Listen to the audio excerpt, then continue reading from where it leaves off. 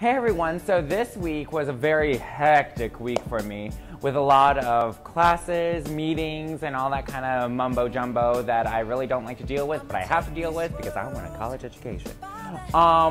But this week I thought that the best idea for a video would be some study tips and some places that you can study outside of your room, because let's face it, there are times when you just need to get out of your room because your room has so many distractions, especially that comfortable bed of yours.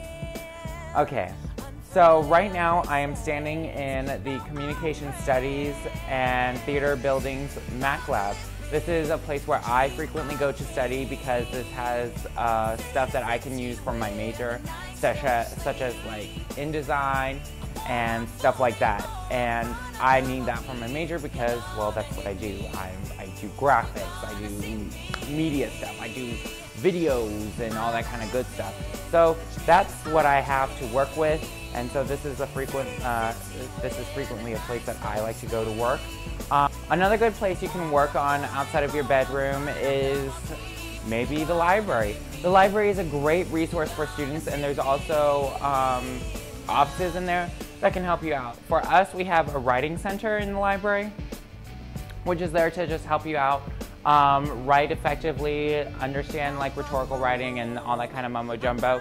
And then we also have the Learning Center, or what we call the Center for Academic Success, which is places where we have tutors so that they can help you out and help you get better acquainted with material inside the classroom.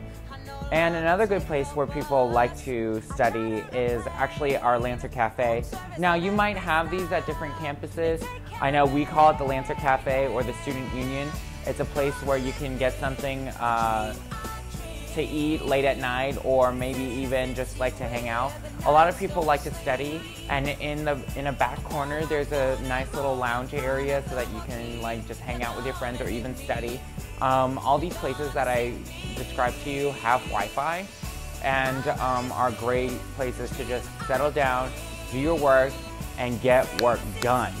Some study tips that I have for you is based on what kind of learner you are.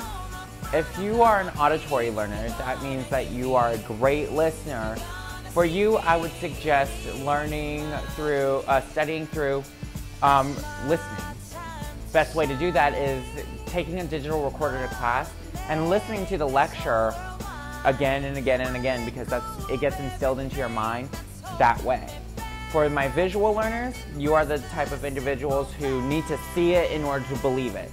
That's how it works. That's how it gets ingrained into your mind. For you all, I would suggest writing the notes again and again. I know your hands will hurt, but it's the best way you learn.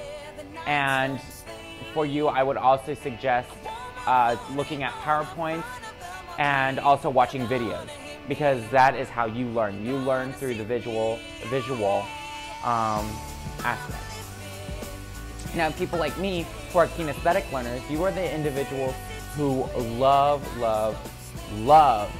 to be hands-on with your work. So like video editing and art and all that kind of stuff. For you all, I would suggest, if you have to study for a class that is not so practical based but more theoretical based, meaning that it's less hands-on and more like, let's read this book, blah blah blah. For you, I would suggest making flashcards and making a matching game out of it, or making some sort of interactive, fun way of studying. Because if you're like me, I can't just sit there and read the whole time. I just can't. It's not the way I learn. I just think it's boring, and I just can't do it. It's not my thing. But if you have any questions or concerns about studying, you can reach me at danny.alivecampus@gmail.com. And don't forget to follow Alive Campus on Twitter, and also like them on Facebook.